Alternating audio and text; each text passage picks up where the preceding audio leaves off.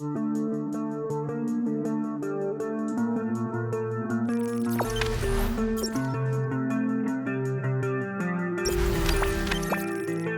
Persis Solo vs Sriwijaya FC di Liga 2, diwarnai drama dan protes. Beto bawa Persis unggul. Persis Solo memimpin di babak pertama dengan skor 1-0.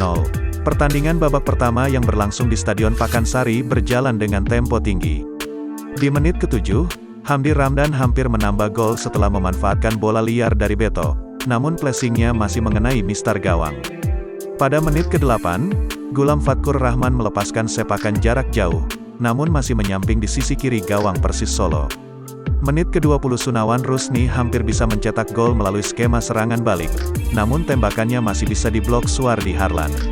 Laskar Wongkito sempat mendapatkan peluang melalui tendangan bebas di depan gawang Persis Solo di menit ke-37, namun tidak berbuah gol.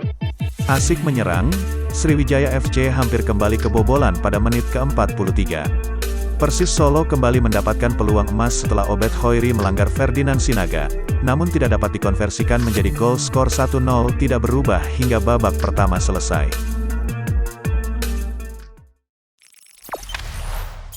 Jangan lupa subscribe, share, komen, dan like ya!